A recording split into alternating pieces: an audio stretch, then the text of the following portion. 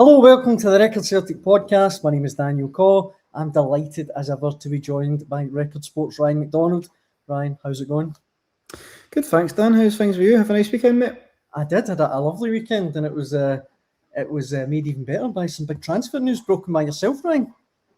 Finally some big transfer news in the world of Celtic. So, it's a big one, isn't it? With Kasper Hogh coming in as well, depending on how you pronounce it. I'm sure we'll find out if and when he's finally unveiled. But it's a big signing for Celtic, isn't it? This is the one when we talked about transfers last week on the show. He was the one that I thought was the most outlandish. That I kind of thought, like, there's going to be a lot of clubs after him. He's going to cost a few quid. He's got a really good pedigree. I thought it would maybe be a bit beyond Celtic, but look, the board's taken a lot of stick, and rightfully so, over the last 18 months or so. But they've pulled one at the back here by landing this one. This is a really big signing.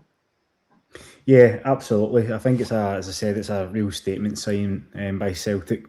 The board, and quite rightfully, by the way, have taken a lot of stick over the last, best part of 18 months to 2 years over the kind of transfer failures, and fans quite rightly are questioning what's been going on. Brendan Rodgers pretty much had to rely on, throughout his second spell back at the club, pretty much had to rely on a core squad built by Ange Postecoglou, because most of the players that he'd brought in were they weren't really up to the job, Nicholas Kuhn aside, and maybe Adam Idah, you could argue that £9 million, that Celtic didn't really get the value for that, but obviously he proved his worth on loan. But again, that was another call made by Brendan Rodgers to bring him in. So, I think the Celtic's recruitment has come under fire for a couple of years now, and, for all they can be criticised, I think you have to give credit where it's due in this sense, because, Kasper Hogh and Camilo Duran, that's £17 million spent by the club this season, and it's this summer, sorry.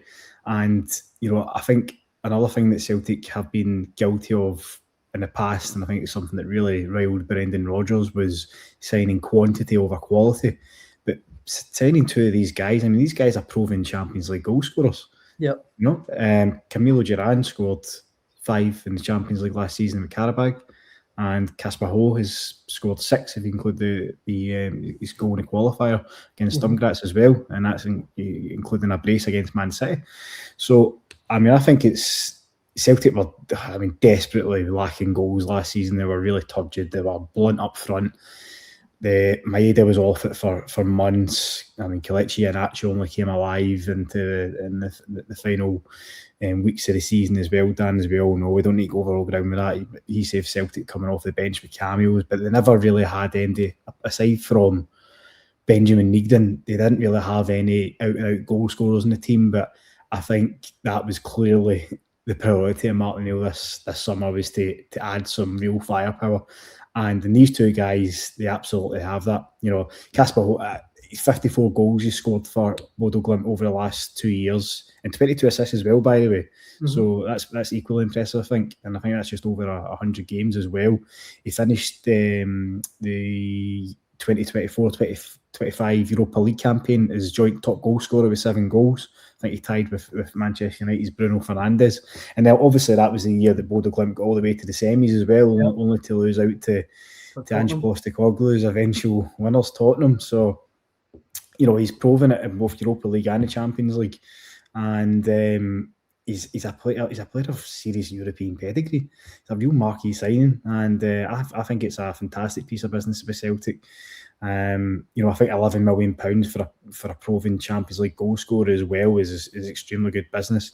If he can continue that vein of form and goal scoring exploits at Celtic Park, both domestic and Europe, then it won't be. I don't want to rush him out the door already, Dan, but it won't be long until other clubs come sniffing. What I have heard is there was interest from Italy and Germany in the player as well this summer, but from what I understand is that his first choice was Celtic. And as I say, I think it's the type of signing that Celtic fans have been craving. I think it's the type of striker that Celtic have been craving for so long now as well. It's been 18 months since Kyogo left, and they haven't really filled that void. And obviously with Daisa Maeda leaving, they really had to add new options up there, and I think they've got 2 quality additions, because Camilo Duran, as we might talk about later on as well, Dan, and he's 3 goals in 3 pre-season games as well, and he's really looking the part. So, look, slowly but surely, Celtic getting business done, and Yeah, I think that his arrival will certainly lift the mood at Celtic Park, for sure.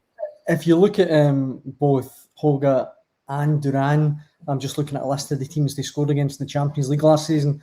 Combined, they scored twice against Man City. They scored against Inter Milan, Atletico Madrid, Eintracht Frankfurt twice, Newcastle, Ajax, and Benfica. So it's not like they were flat track bullies and they got a hat trick, in the qualifiers or something like that. These are established teams. Man City, Inter looking to win the competition. I think I'm like you. I'm really excited to see how they. I mean, have you asked Martin O'Neill? Do you think they'll play up together as a two, or is there any indication? Or is it maybe Duran maybe slightly wider? Is that the idea? So I think Martin O'Neill was asked about that actually at the weekend after the 2-2 draw with AC Milan. He didn't rule it out. Obviously, Martin O'Neill's first spell, we had the dream partnership with Henrik Larsson and Chris Sutton, or John Hartson. There was 3 of them, wasn't there? Take your pick. So I wouldn't rule that out. I think domestically, certainly, it would be an option to play 2 up front. But it's been a while. Obviously, football's changed since then, Dan, and it's very rare that you see 4-4-2 or 3-5-2 formations. At top European clubs, I know Rangers I think they're going to deploy a 4-4-2 formation under Derek McInnes, but yeah, I think that remains to be seen. I think we'll obviously get a better indication of that once he's in the door and he's settled. But from what we've seen in pre-season, Martin O'Neill pretty much stuck with a 4-3-3, so that would indicate that Camilo Duran, who is versatile, so he can play in the left-hand flank as well. He might just move out to the left to accommodate Kasper Hogh. But look, I think Duran, going back to him, as I said, he started to see Celtic career like a house on fire. He's been excellent. When we were in Portugal, he marked his unofficial debut with a goal against Sporting Lisbon, and straight afterwards, Martin O'Neill, maybe tongue in cheek, but he said he was like he was a Dyson Mark II. But you can see similarities in both their games. He's obviously Camilo's got a long way to come close to reaching the heights that Dyson Maeda set during his 4.5 years at Celtic. But I do believe that Celtic did earmark him as a direct replacement for Dyson Maeda. I think that's quite obvious. They have this playing the same similar positions. Camilo is equally, not equally. I'm sorry, I take that back. Camilo is also a high intensity player. He's if you watched the 3 games that he's been involved in so far in pre-season, he's been pressing like a madman as well. But obviously nowhere near Dyson Maeda's work rate. But that's he's the most unique man in football when it comes to that. But yeah, so they can see similarities there, and I think what he does have in his locker, I think he's more of a finesse finisher than Dyson Maeda. He's I think technically he's pretty gifted, and he seems to be pretty ruthless in front of goal as well. So I don't think Celtic will be short of goals like they were last season. I think both Duran and Hogh, you'll be looking at combined at least 40 goals between them. But I think with potentially other players coming in the attacking areas as well, there could be a lot more than that. Well, the Hogan news came out on Saturday, and it looked, Ryan, like it was going to be a double bit of transfer news, because all day yesterday and Sunday there was reports coming out saying that the Egyptian winger Haissem Hassan was about to be unveiled or mentioned as the next Celtic signing. But having spoken to people at Celtic, that's a wee bit premature. Is that right? Yeah, there was rumours doing the rounds yesterday. I think from Egypt that a deal had been agreed, personal terms had been thrashed out, and he was on his way to. I think people said he was on his way to Glasgow. Celtic are keen on the player. They are in talks over a deal, but a transfer fee hasn't been agreed yet. So you just need to kind of hang fire that one. I think people were getting quite excited on social media yesterday, thinking there was going to be a double deal. And look, Celtic, I know are working away on things in the background. They're not just putting all their eggs into the Kasper Hogh basket. They're looking at adding other players, especially with that Champions League qualifier coming up in a few weeks' time. So the wide areas is clearly a position that needs to be strengthened, Dan. I think Yang obviously stepped up to the mark last season. He came on leaps and bounds under Martin. I think he really improved as a player, and he was rewarded with a new deal at the end of the season. I think that was totally warranted. I think he's won a lot of people over with his performances last season. Yeah. He scored a couple of goals against Rangers as well. He scored an absolute worldie in that 3-1 defeat against Rangers at Parkhead. Right. That would probably be scrubbed from a lot of people's minds, but it was... yeah, but it was one of the best kind of derby goals that I've witnessed. To be honest, it was an absolute cracker. So he's performed at a high level as well, and obviously he'll be keen to kick on this season. But look, Celtic definitely need to strengthen the wide areas. I've said it before, Dan, and I think you're in agreement that Sebastian Tenecki, for me, he's shown in flashes what he's got. He clearly does possess quality, but I think he can be quite predictable at times. He struggles for consistency. His numbers haven't been great, or they weren't great in his first season at Celtic. So, the jury's still out in that one. Michel Ange Balikwisha, I think, his favourite position. The jury's come back in that one. his favourite positions are number 10, but look, he's not going to get sniffed this season. I think he had a couple of 45-minute additions against Shelbourne and Sporting Lisbon, and he just looked completely lost out there. So I don't think you'll be seeing him in a Celtic jersey again. Potentially, he might be punted out on loan with an option to buy somewhere, maybe back to Standard Liège. That could be a possibility, but he's clearly not up to it. And then listen, as I said, we'll probably talk about the pre-season friendly, Dan, but James Forrest as well. I think he's been pretty decent in really the summer. Scored a cracking goal, against AC Milan. But look, he's 35, so you can't be relying upon him to be starting games week in, week out this season. So, and then obviously you've got Jota, who is back at Lennoxtown, which is a massive boost. Yeah, he was, like you said, Dan, he was pictured in the stands at the weekend too, which is a massive boost, I'm pretty sure, for everyone at Celtic. But he's got a long way to go before he's anywhere near ready to return to match fitness and return to action. So I think you can write him off for a while yet. So all in all considered, I think that Hassan is a player that Celtic are working on. They're keen to get a deal done. And, he's another player with pedigree as well, Dan. He's an Egyptian international. I think he really announced himself at the World Cup with a show-stopping display against Argentina. If anybody had watched that, he grabbed a really good assist and he ran riot. He's blessed with kind of blistering speed. I know he had a kind of fairly average season in the Liga last term. I think he only get 3 assists in 30-odd games and without a goal. But, his team were kind of relegated. They finished bottom of the La Liga, so it was a kind of miserable season all round. But he's got a £10 million release clause, I believe, and but he is only under contract for another year. So I think Celtic are hoping to try and obviously get him for a lesser fee, and quite rightly. So we'll just see how that one progresses. But contrary to the reports in Egypt yesterday, it's not quite as far down the line as was made out. But they are working on a deal on that one. The other one that I think a lot of fans would be keen to hear about is Mika Baur. Have you heard anything about that? The German midfielder at Paderborn. Last week, it seemed that he was maybe the closest to getting over the line, but it's kind of went a little bit quiet, hasn't it?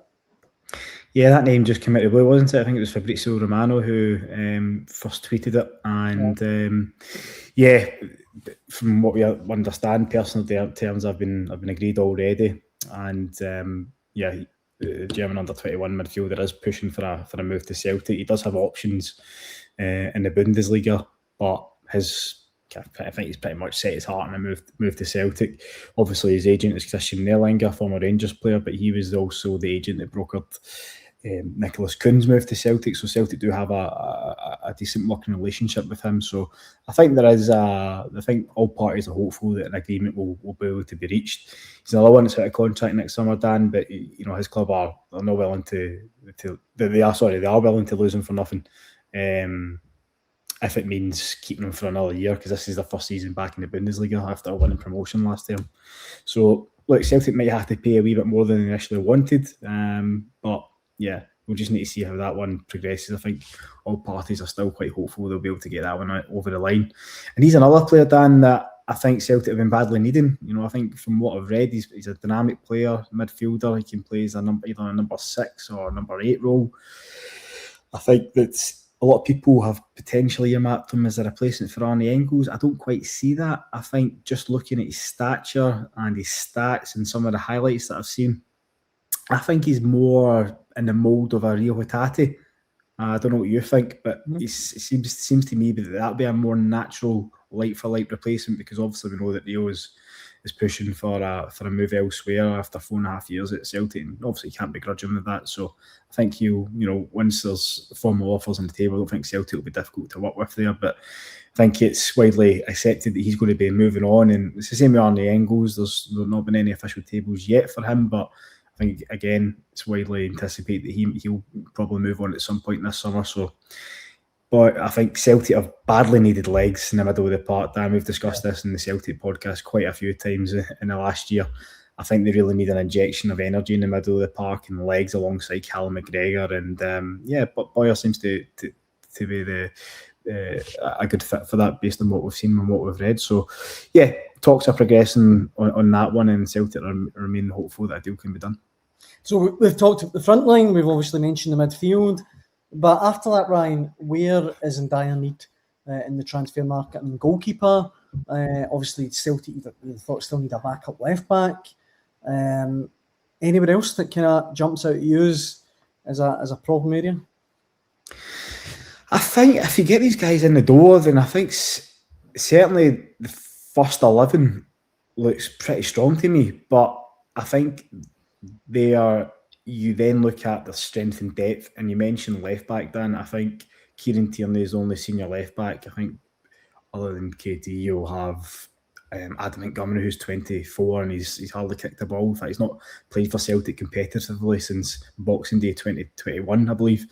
So I don't think that he's the solution to being a deputy left back for Kieran. So we obviously heard last week that Celtic had kind of sounded out James Penrice, made an inquiry for him. He's obviously in the books at Ike Athens, but from obviously we already discussed this last week that I don't think the Celtic are going to progress any further with that one. But Will Ferry's another player that's been mentioned as well. I know that Tosh McKinley had scouted him a few times at Dundee United, so he's another player that's on the radar. And then obviously there's Greg Taylor. These links aren't really going away, are they? And I think that Greg would probably be open to move back to Celtic. I definitely wouldn't rule that one out. I think that he's obviously not getting game time, the game time that he wants over in Greece.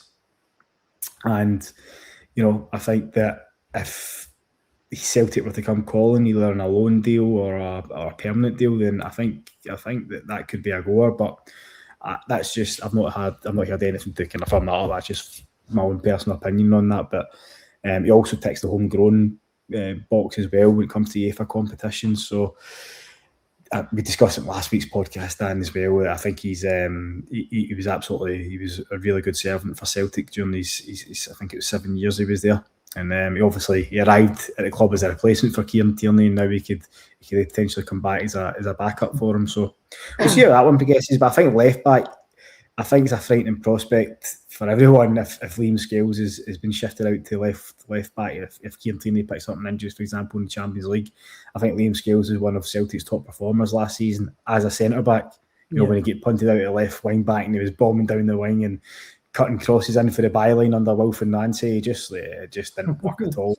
I think Liam himself, we asked him about that at a press conference, and he admitted that he wasn't comfortable with it. Even his breathing had changed. It was a completely different role to what he'd been used to playing. So I think a left back is definitely on Martin O'Neill's wish list, and a goalkeeper as well, Dan. I mean, I think, to be fair, Vils Sinisalo has done pretty well from what I've seen over pre-season. I've been every one of Celtic's pre-season games, and especially against Sporting Lisbon, I think he really kept the scoreline down. Celtic obviously lost 4-1, but 3 of those goals came when he was replaced by Ross Doohan. So I don't think really Celtic have any reliable backup options in the goalkeeping department if Sinisalo is to get injured or whatever. But I think Martin O'Neill is also keen to bring in a player that could compete for that number 1 jersey as well. And I wonder if Celtic might go down the route of looking at another veteran, similar to Joe Hart signed him in his latter years, and he proved to be an outstanding signing for Celtic. Kasper Schmeichel in his first season was excellent for Celtic. So I wonder if they might go down the more experienced route again, rather than maybe taking a gamble on a big money signing from elsewhere. He might be, in his early stages of his career, similar to Barkas, and that one didn't work out. So I think Celtic might still have a wee bit of PTSD around that one. So we'll see how it was. I think the goalkeeping situation is one that needs to be addressed as well. But first and foremost, I think that they've strengthening up front, which was the priority area. And depending on departures, Arne Engels, Rio Hatate, Paulo Bernardo, I think the midfield's got to be looked at as well. You mentioned the goalkeeper there, Fraser Forster, back up at Bournemouth. You never know.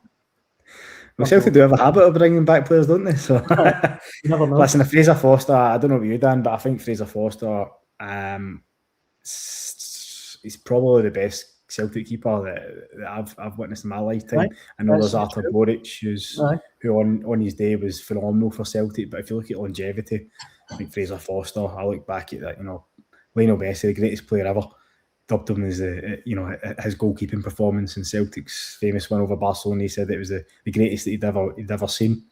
I remember that game at Hampden where Celtic beat Rangers 1-0 in the Premier Sports Cup final, and I don't know how they ended up with the trophy that day, because if it wasn't for Forster, Rangers again would have steamrolled Celtic. He was absolutely phenomenal. I think he saved a penalty, didn't he? After Jeremy Frimpong he was sent off, and then I think, was it Morelos? Morelos was James Tavernier. Was it? Oh no, it was Morelos. Morelos missed it. Aye, that's right. Morelos missed the penalty as well. So, but look, that's all yesteryear. He's obviously he'll be. I think he'd be quietly content at Bournemouth, probably on the bench, picking up a nice wee wage. I think he's 38, 39 as well. So I think Forster's time at Celtic's been and gone. But look, so a player of that kind of age, I think might be on the radar. We've got a story tomorrow, Ryan, to finish up here about your dream Celtic team for the start of the new season. We've talked about a lot of them here now, but you can see it on your screen. I mean, that if Celtic start the game, okay, I understand that it's a week today as we record this, that they kick off the Premiership campaign against Dundee. Might struggle to get all of the players in by then. But if that's Celtic's, general starting lineup going into next season, or this season, however you want to say it, that's a pretty potent, pretty strong lineup. I mean, yeah. I think, you look at Hogh up front, Duran, Nygren, Hassan, Baur, McGregor. Obviously, that back four looks really strong as it is. I mean, would you be pretty happy with that if that's how Celtic kind of look at the end of the transfer window?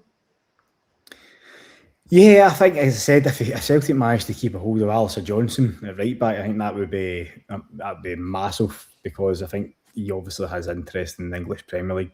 Everton and Fulham are among the clubs that are looking at him. So I think that's a case of just wait and see what happens there. But if Celtic managed to keep a hold of Alistair Johnson, I think he was one of the top right backs at the World Cup. So he's an invaluable asset for Celtic. Clearly missed a huge chunk of the season last season, pretty much all of last season before he returned in the final weeks. And you just saw, Julian Araujo, he became a bit of a cult hero, didn't he? But you just saw the difference that Alistair Johnson made when he actually returned from injury. I think he was still a major upgrade in that position. So if you can keep him, I think Celtic will be delighted. I think the defence looks pretty solid to me. Liam Scales, what I will say is Liam Scales has got a 2-game Premiership suspension that's carrying over from last season, so he won't start the season or flag night next week home to Dundee. So he Austin Trusty or Dane Murray, who's played almost every minute of pre-season for Celtic. I think Dane Murray will probably start alongside Cameron Carter-Vickers there, but yeah, I think defence looks pretty solid. I think Sinisalo deserves a shot and goals as well. He's not really put a foot or a glove wrong since he stepped in for Kasper Schmeichel. And yeah, Arne Engels is another one. Just need to keep waiting and see what happens there. But yeah, I think, as I said, that on paper, if that's how Celtic could look, I think fans will be pretty chuffed with that. I think Martin O'Neill will be pretty chuffed with that. But yeah, there's still a long way to go in the window, and I think that there's still plenty of business to be done, both in terms of incomings and outgoings. But yeah, I think the absolute priority has got to be looking at the Champions League playoffs, because Celtic, this is the last time that Celtic are going to be the champions of Scotland. Will enter at this stage in the playoffs with just one round to negotiate. So Celtic really need to make amends from last season and make sure they get that £40 million windfall and get their place back amongst the big boys. And look, when they're there, they need to compete, because it's no good getting there and they're getting scudded 6-0 by Atletico Madrid and 7-1 by PSG, and as we've seen before. So they really need to compete. And I think with Martin O'Neill, he's got such his European story at Celtic is it's exceptional. Obviously, we all know about the run to Seville, and he's delivered so many famous nights against likes of Juventus as well. Back in the day when our very own columnist Chris Sutton scored that wonder goal. So look, it's going to be a fascinating month ahead. There's just so much to look forward to and see what happens both in the transfer window and obviously domestic and European scene. So we'll see how Celtic pan out. But look, the movements that they're making so far, I think, is encouraging. I think if they can get deals over the line, it might relieve a wee bit of heat from Michael Nicholson, who is really feeling it, or has really felt it over the last couple of years. And it might be a first step to restoring a bit of harmony around Celtic Park between the fans and the board. But let's just see. I think that you'll only be able to judge that when the window slams shut. Sorry, very last thing, Ryan, which I should have mentioned when we were talking about Celtic's wide options, but I thought Tam Hatton was outstanding when he came on at the weekend against AC Milan. Absolutely brilliant, a real breath of fresh air. He was only on for sort of 15, 16 minutes, but you could see right away that he's a boy with talent. And look, who knows what's going to happen, but hopefully he can get a look in some of the games at the start of the season. Yeah, absolutely. It was not only against AC Milan, but even stretch. He's been with Celtic he's one of the few academy players that have been with Celtic, the Celtic first team throughout the entire pre-season. So he was with the team in Dublin, Portugal, and then he's still training with them at the minute. So in Celtic's first game at Shelbourne, I wrote that he was probably the pick of the bunch of the youngsters that featured that night. I thought he was excellent.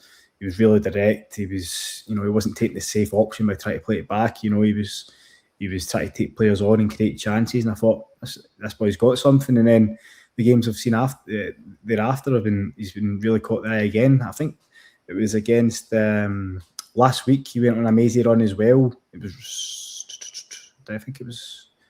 Yeah, he went on a mazy run as well, and he was unlucky against Middlesbrough. Against Middlesbrough, yeah. He went on a mazy run. He was unlucky not to set up a goal. And then against AC Milan as well, he nearly scored a wonder goal as well. So he's a player that might have a real chance. I think Martin O'Neill spoke pretty glowingly about him after the game as well. I've got some quotes here. He said, "I just congratulated Tam for his spell in the field.